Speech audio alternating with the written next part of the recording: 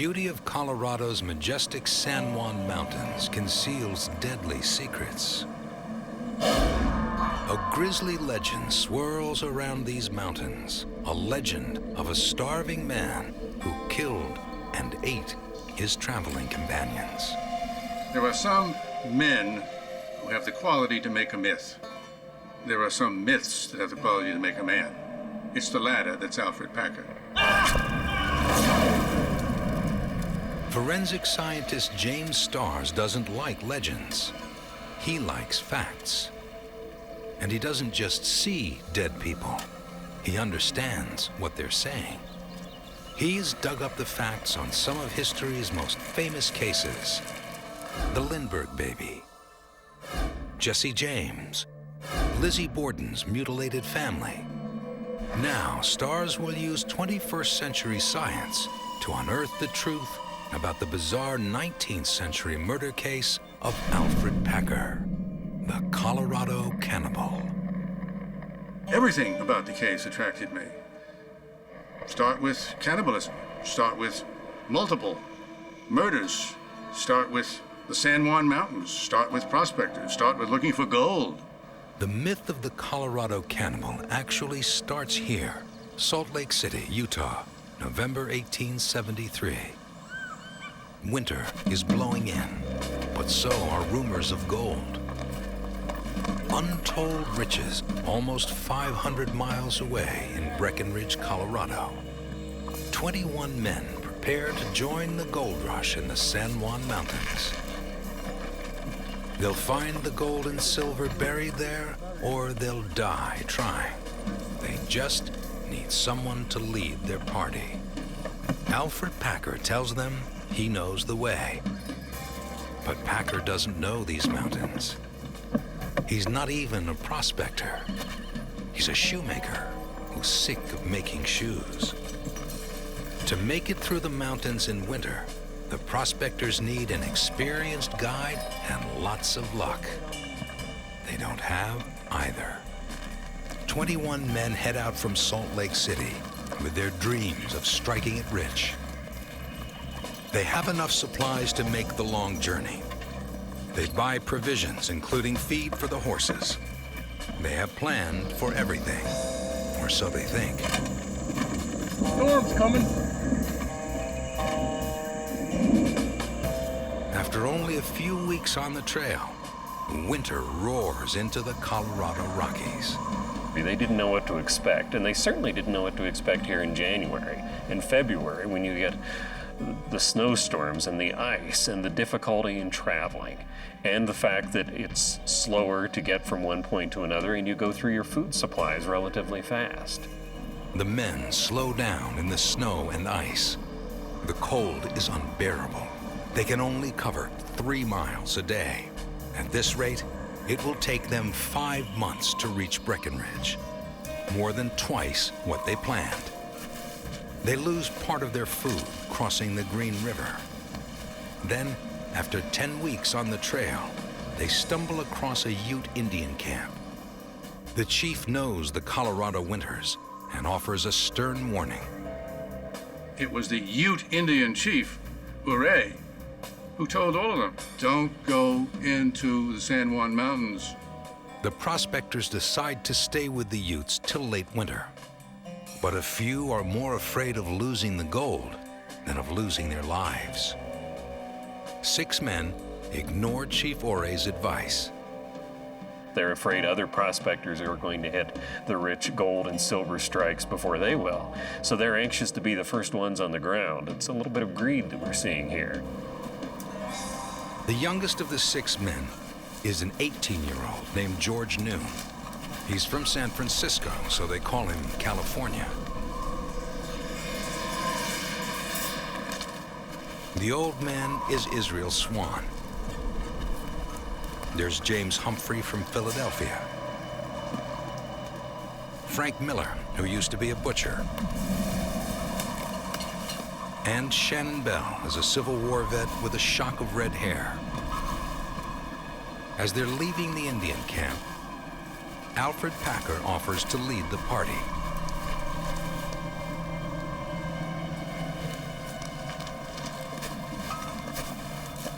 he was a leader that no one should have followed, because he was taking these people into the San Juan Mountains in February of 1874, which we know from the records today was the worst winter that they've ever had in the San Juan Mountains in terms of cold and snow. And without any horses, with 1 week's provisions, he led a group of 5 of them, himself included, making 6, into the mountains when the others of the 21 total that left Provo said, "No way, you're on your own. We're not going to go with you." Packer's goal, the Los Pinos Indian Agency, 75 miles away. They have 10 days to get there. If they don't, they'll run out of food. 10 days later, there is no sign of them at Los Pinos. Weeks pass, and still no sign. For 2 long months, there is no trace of the men. Nothing. Not a word. Finally, in early spring, a lone figure wanders into the Los Pinos Indian Agency. Name's Alfred Packer. How you doing? The camp commander, General Charles Adams, wants to know where the rest of Packer's party is and what took him so long to reach them. Packer tells his story. "We were caught in a blizzard," Packer says. When the weather cleared, the others headed out, but Packer says he couldn't keep up. The rest of the fellas wanted to go on, but my feet were bleeding and I could barely see. They left him with nothing more than a rifle, a few dollars, and a promise to send help. Don't forget me now. How is it that the 16 men that were at the Indian camp came back, but the 5 men that were with you never came out? What happened? Adams doesn't buy Packer's story. I don't know. So there's immediate suspicion that they may not show up, that they in fact may not even be alive at this point. The general presses him for more details. Packer starts to squirm. Then he begins to change his story. Packer begins to say, well, maybe they weren't all alive. Tell me what happened. He tells his tale again. It started snowing. He said it wouldn't stop. We were starving. It wasn't a week before old Israel Swan died. Packer tells the general there was only one way to survive. They did the unthinkable. The living ate the dead. Alfred Packer didn't want to die, but then, of course, if there's this bonanza of flesh and you're about to die from starvation and the people are all dead, you help yourself to the leavings and you commit cannibalism. Packer goes on to tell the commander they took some bits of meat from Swan's chest and legs. They had to do it to survive. Packer continues. So we kept going. The men kept on hiking, and about 4 or 5 days later, James Humphrey died. Did the pocketbook and the money belong to Humphreys too? Yes, I looked in the pocketbook and I saw he had the money and I took it. About 10 days out from camp, 4 or 5 days afterwards, Humphrey died and was also eaten. He had about $133. Now there were only 3 of them. And one night, when Packer returns to the camp after gathering firewood, he finds Miller dead. Sometime afterwards, while I was carrying wood, the butcher was killed, and the other 2 told me accidentally, and he was eaten. Packer says Bell thought Miller, who had rheumatism, was slowing the party down. Miller should be the next to be sacrificed. That's why Bell killed him. Several days later, Bell killed the Californian Noon. Once again, he felt he and Bell had no choice but to eat the young man. Packer says the 2 marched on, and then Bell tried to make dinner out of him too. But Packer shot first. Shot him, covered up the remains, and I cut a piece off of him. Yes, he tells General Adams he did kill Shannon Bell. and then he ate his remains. He had to. If he hadn't, he would have died. Adams still isn't convinced. If there are 5 bodies out there in the mountains, he wants to see them. Adams orders a search party and tells Packer to lead them to the corpses. But they find nothing. Wild animals could have carried off the bodies, or Packer could be leading the searchers on a wild goose chase. Without corpses, Packer can't be charged. Adams has no choice but to release him.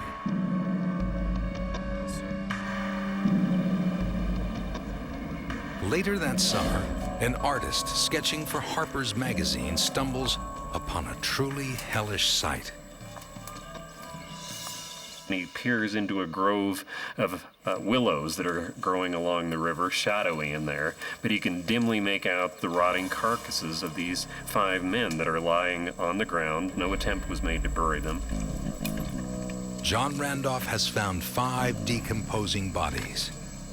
Immediately, he grabs his pencils and pad and starts drawing. At the time, the bodies were partially decomposed and showed injuries to their heads. It captivates Harper's readers and grabs the attention of one man in particular. They seem to be Packer's victims. I could barely see. General Adams needs proof. So he rounds up one of the original 21 prospectors. Maybe he can identify what's left of the bodies. The prospector says these are the men who left the Ute camp and never came back. The same men who were with Alfred Packer. Alfred Packer is arrested and charged with murder. He's not charged with cannibalism for one simple reason. It's not against the law. Packer is held in a makeshift jail on a local ranch. This little shack can't hold Alfred Packer. He's not about to wait around to face this frontier town's judge and jury. He waits for the right moment, picks the lock, and vanishes into the mountains. The commander rounds up search parties to find him and bring the suspected murderer back. Neighboring communities form up posses to track him down. When word of his escape reaches the surviving prospectors, they swear vengeance against him. They hunt for months, but can't catch him. Packer simply disappears. Was Alfred Packer a murderer? Or did he do what anyone would have done? James Starrs is determined to find the answers. There's much more to the tale of Alfred Packer, it seemed to me. I finally decided to put to rest some of these questions that I had in my mind by going out to Lake City, Colorado, and seeing if I couldn't find out more than the textbooks said about Alfred Packer. It won't be easy. The San Juan Mountains have held a tight grip on Alfred Packer's secret for nearly 130 years. Starrs has a lot of catching up to do, but using modern forensics, he hopes to find the bones of the 5 prospectors and listen to what they have to say. It's Starrs' only chance to solve the legend of the Colorado Cannibal once and for all. Forensic scientist James Starrs wants to find out what really happened on that cold, deadly day in the Rocky Mountains. His team will dig up long-buried bodies and listen to what they have to say. But first, he has to find them. No one really knows where they're buried. Legend leads him to a place called Dead Man's Gulch. Starrs has assembled a forensic team that includes a pathologist, an anthropologist, a geophysicist, and an archaeologist, even a forensic backhoe operator. Starrs is so driven to bring logic to this legend that he is paying for all this himself. But he only has enough money for 30 days, and the clock is ticking.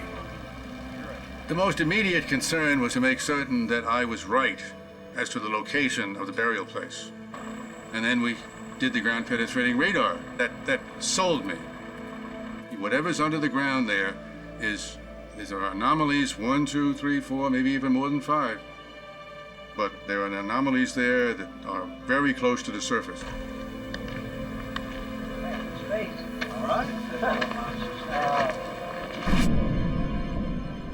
After we only took a few inches off the top of the soil, once again, jumping Jehoshaphat's, we find lines of stones all lined up, pretty much in an east-west orientation, which of course is the Christian burial orientation. The stones could be marking a gravesite.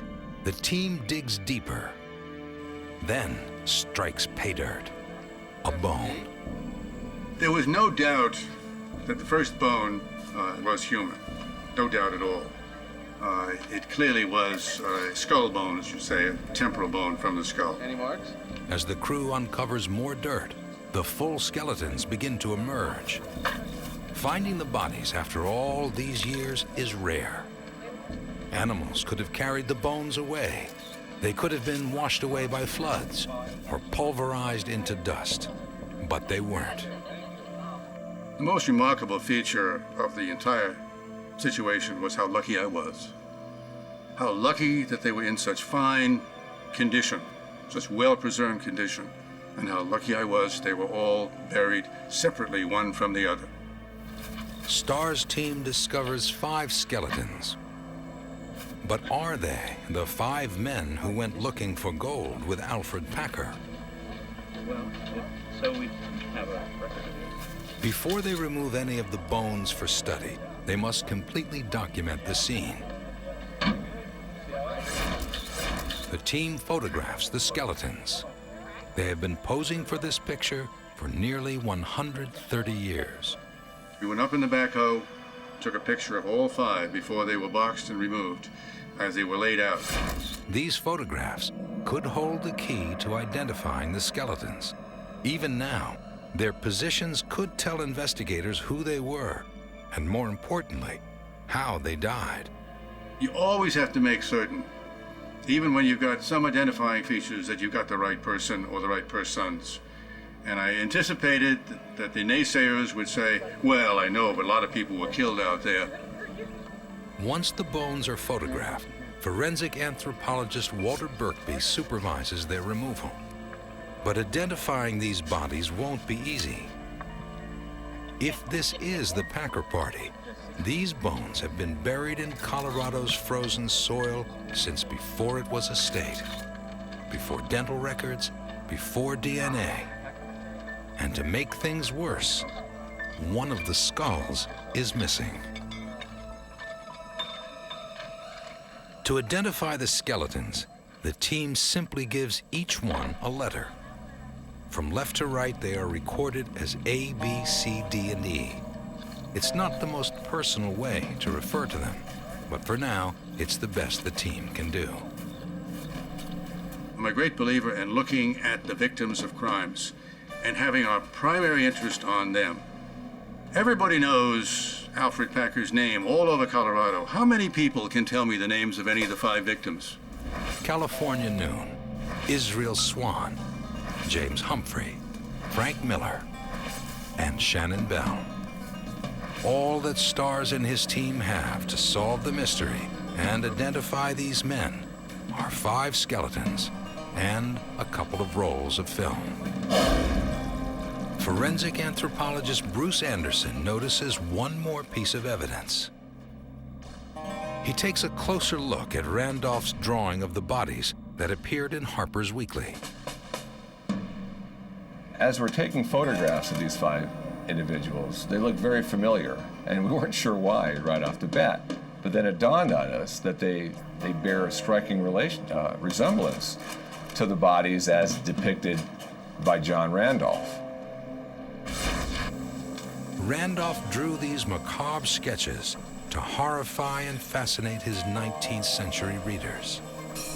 Now, they're being used by 21st century scientists to solve the legend of the Colorado Cannibal. They were all in the same position as Randolph had them, and some of them, in fact, in the same articulation of arms and legs and heads and so on, the way that Randolph had drawn them, which indicated to us not only that they were human, but that they were not 5 random prospectors who had been killed by the Indians. They were 5 prospectors who were related directly and were the 5 prospectors that had been accompanying Alfred Packer. The left lower limb. Anderson compares the skeletons in the ancient sketches to those in the modern photos. He starts with Israel Swan. And if you take a look at the person in the Randolph sketch that's labeled Israel Swan, we see that the left thigh bone is disconnected from the left hip bone.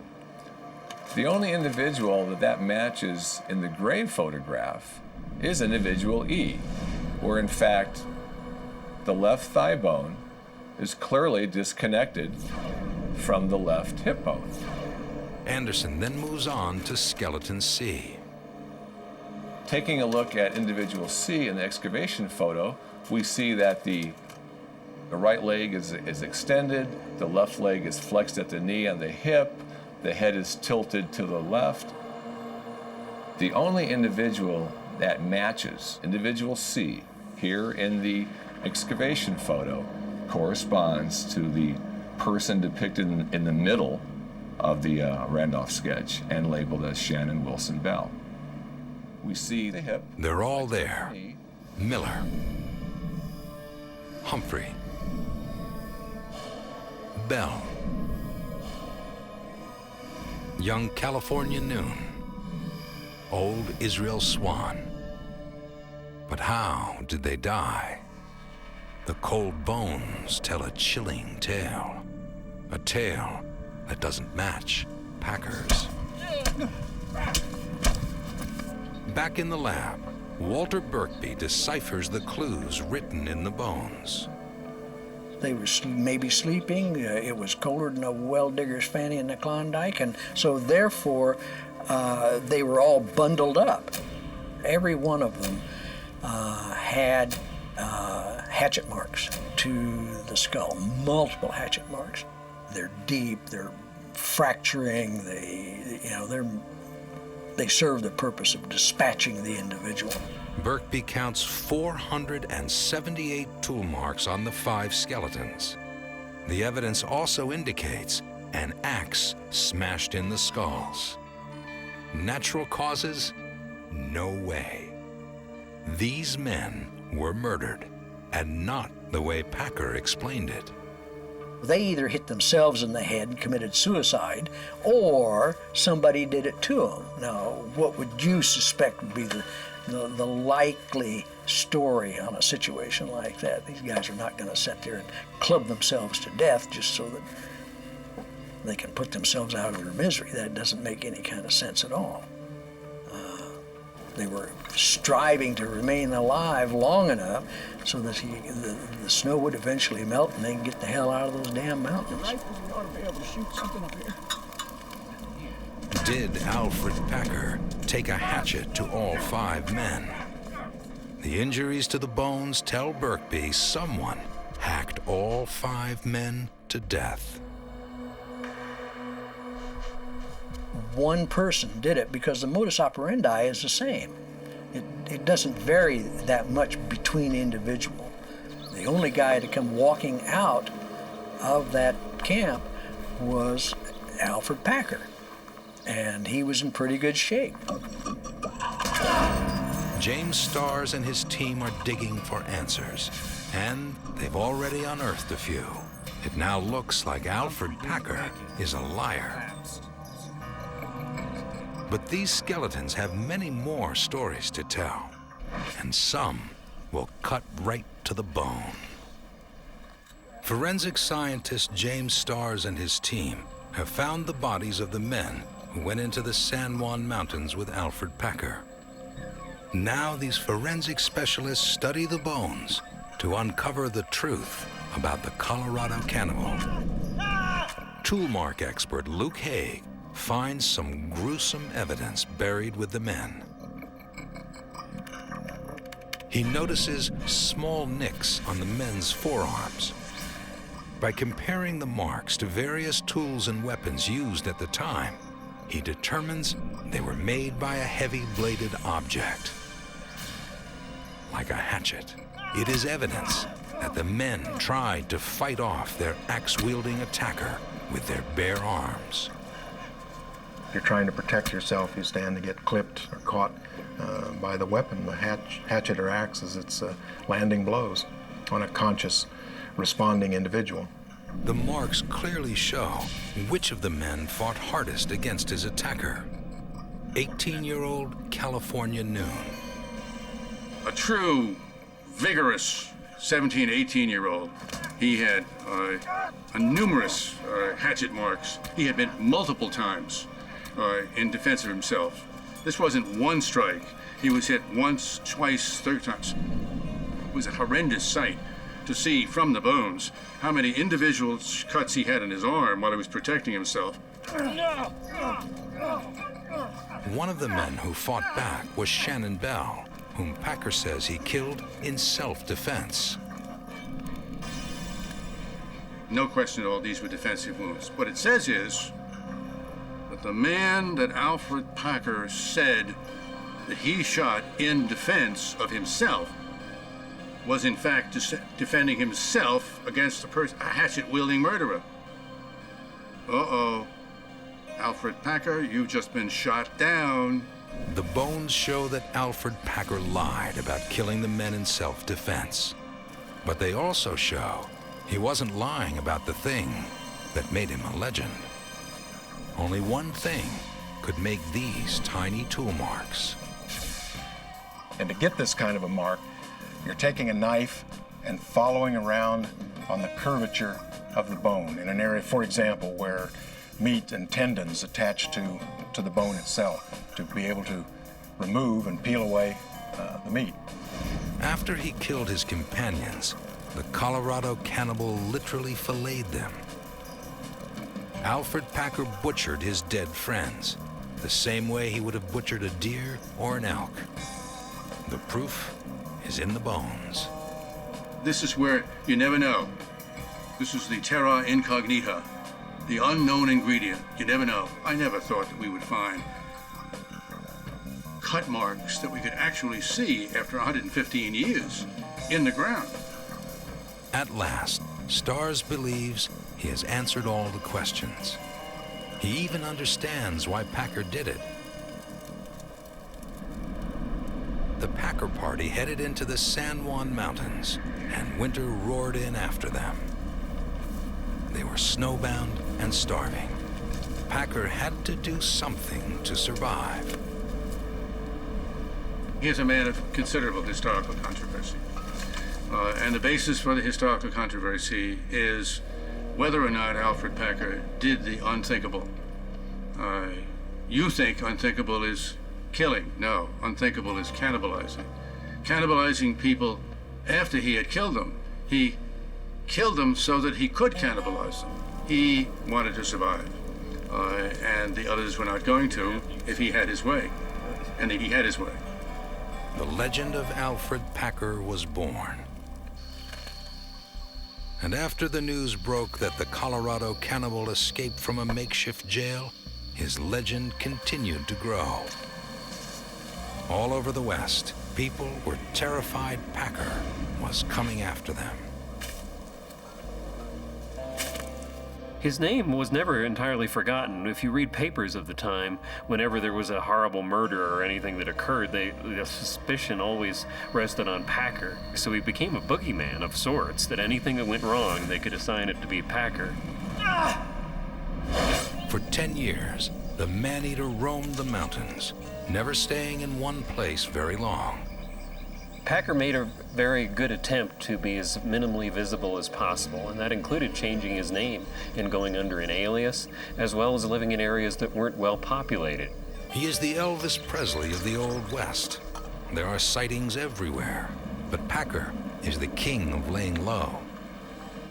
Then, one night, in a Wyoming roadhouse, his luck finally runs out. He sits down at the end of the bar. At the other end is a man named Frenchy Cabazon, one of the 21 men in the original prospecting party. Even after 10 years, Cabazon can't forget that face. I'm sure that's him. It's gotta be him. The man in charge of the investigation is General Charles Adams, the same man who saw through Packer's lies so many years before. Adams sits down to talk with Packer again. Now, Packer hands him another version of what happened. Packer says his party was surprised by a blizzard. It started snowing and didn't stop. They were starving. They ate rosebuds, pine gum. It got so bad that even a few ate their shoes.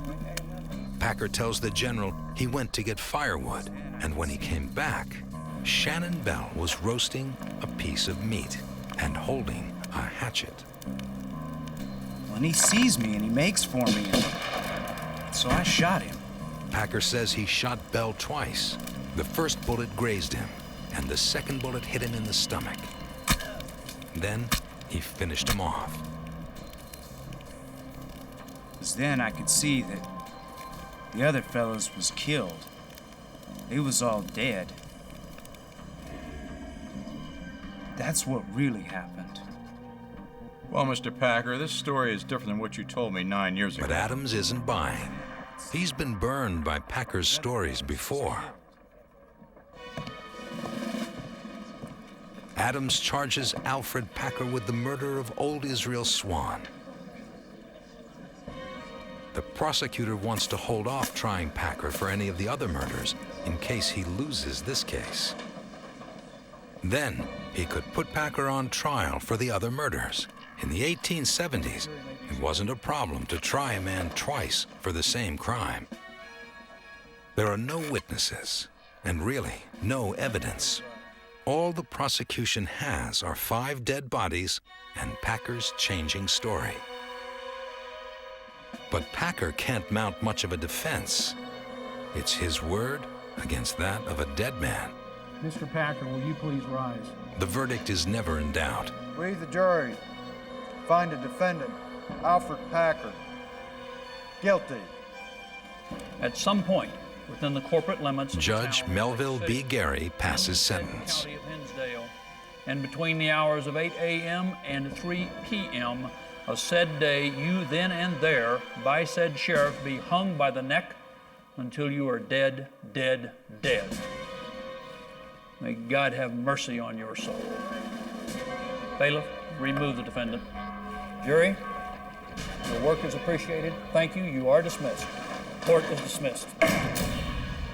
But Packer had broken out of jail before. He might do it again. So an angry mob of townspeople forms outside the Gunnison courthouse. They don't want to wait for procedures or appeals. So Packer is moved for his own safety. Then his hanging gets hung up by a technicality.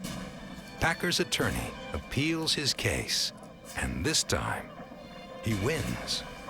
What was unexpected, however, was a legal twist that the conviction was overturned based on the fact those murders had taken place on an Indian reservation that was located within the territory of Colorado. Packer was actually convicted using state statutes from the state of Colorado. Enough time had transpired that it had gone from a territory to a state at this point. So the conviction was overturned based on the fact it was an Indian reservation in a territory. The Colorado Cannibal gets a new trial, and this time, prosecutors hold nothing back. Packer is indicted for the killing of all 5 men. The jury finds Packer guilty of manslaughter. Yes, Your Honor, we have. He is sentenced to 40 years, Guilty on all 5 counts of voluntary manslaughter. Thank you. just 8 years for every man he murdered and then devoured. 12 years after his crime, Alfred Packer is finally sent to prison. To 8 years in the state of Colorado. Now, the legend takes an even stranger twist. The same mob that saw Packer lurking behind every tree and then wanted to hang him from one begins to feel sorry for him. There was a subtle shift in the public's perception of Packer between the 1870s, when he was celebrated as a Colorado man-eater, one of the few cases of that had ever occurred. By the start of the 20th century, however, there was a great deal of sentiment in favor of Packer, that he had perhaps been railroaded, that there were other circumstances that were unknown that had put him in that jail cell for all those years.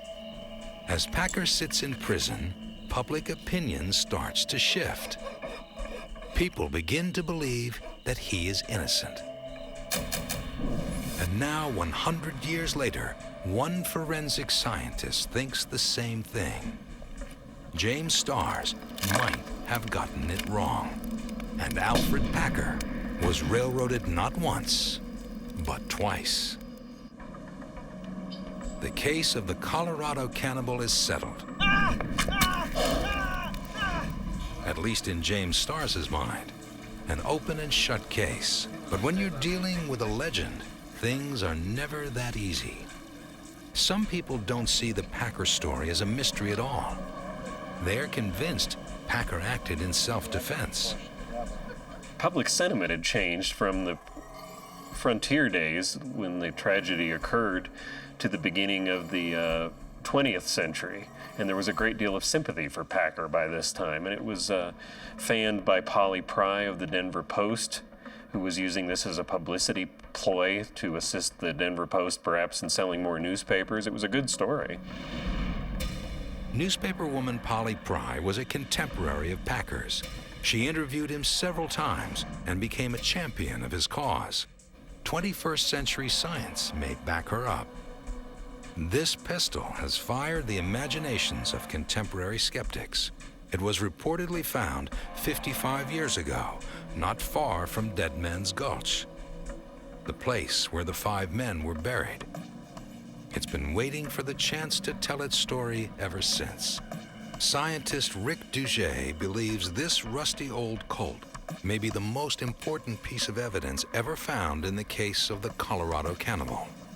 This particular gun, greatly deteriorated, was tagged as part of the Packer incident. It was discovered in the collection and was said to have been discovered at the site of the Packer murders. It could be the very gun that Alfred Packer used to kill Shannon Bell. If it is, Packer was telling the truth the whole time. It's certainly old enough. It was made over 10 years before the murders. Even the Denver Post quoted Packer as saying he shot Bell with a revolver. And there's more. Packer says he shot Bell twice. The gun is missing 2 bullets. And then there's this, a button. Duget thinks it came from the shirt Bell wore the day he died because of the tiny pieces of lead he found on it.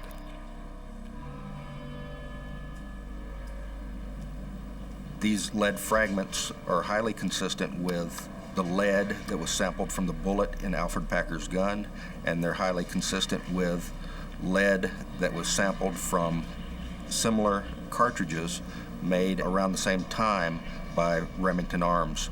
So given these 3 consistencies, it leads us to believe that this most likely is a bullet fragment that came from Alfred Packer's gun. Duget doesn't have the bullet that killed Bell, but he thinks he knows where it landed.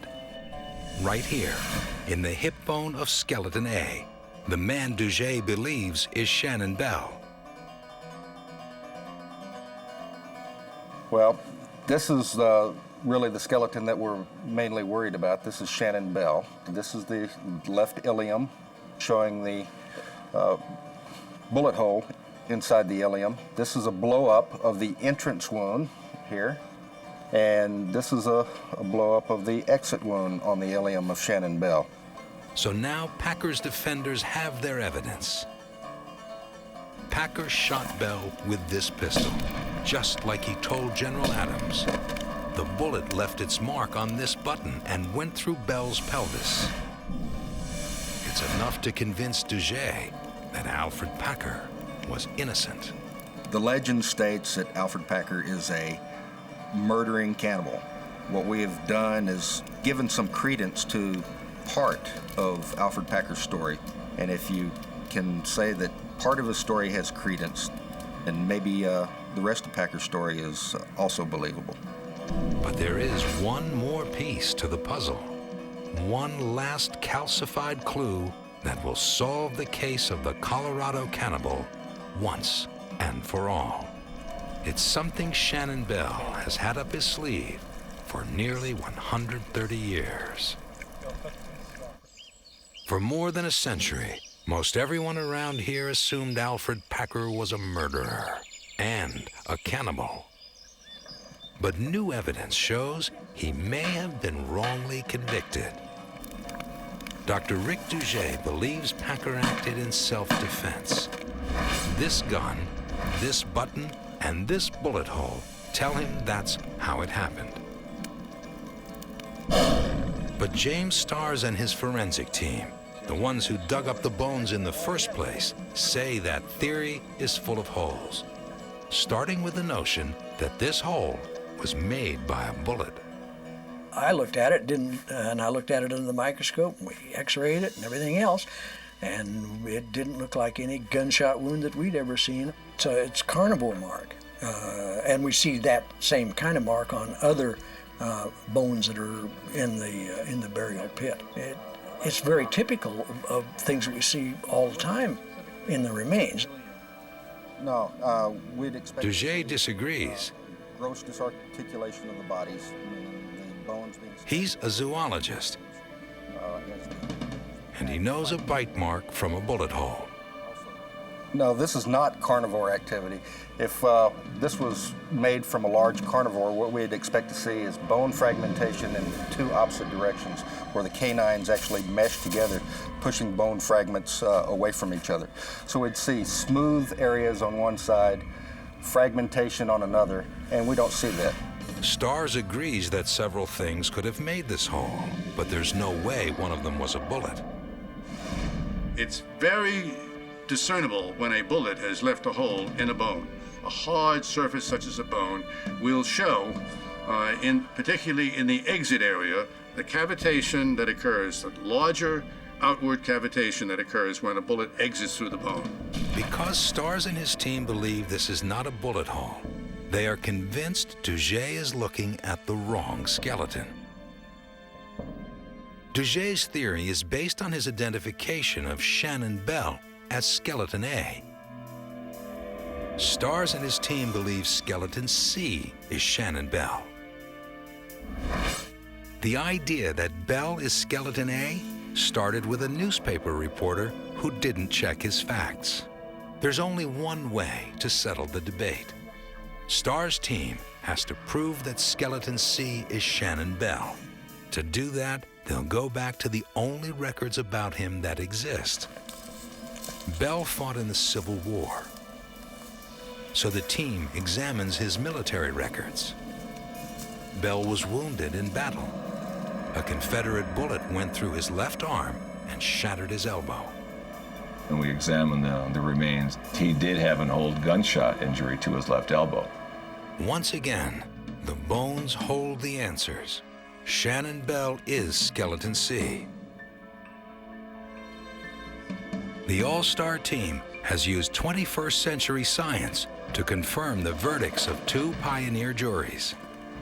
You know, we had a chance to use techniques of forensic anthropology that are usually applied to modern medical legal cases on this historic case. It was a really good chance to try to answer some questions on a case that was well over 100 years old. At last, nearly 130 years after they were bludgeoned to death in the Colorado wilderness, Alfred Packer's victims can rest in peace. I put a face on them. I put a life on them. These are people. I looked at Israel Swan and I saw the damage to his spine from all the digging that he had done over these many years as a miner. I felt for that man. How could he possibly be out there doing what he was doing, expecting to survive? All right? No, I'm not all right. George Noon, what was he doing out there? And who was he? All these things to me make these people live. And the more they live, the more you suffer for their death. The bones have spoken. 5 men died in the frigid San Juan Mountains in the winter of 1874. California Noon, Israel Swan, James Humphrey, Frank Miller, and Shannon Bell. Alfred Packer killed them all. He is the most malodorous man that I've ever seen. In all the books I've written about crimes being committed, he is the most foul of the foul, in my view. Why? Because not only did he cannibalize them, he killed 5 so he could survive when he could have killed 1 and survived off 1 and killed the other, seriatim, individually. So he killed all 5. The whole concept of what he had done more than boggles the mind. It's destructive of the mind.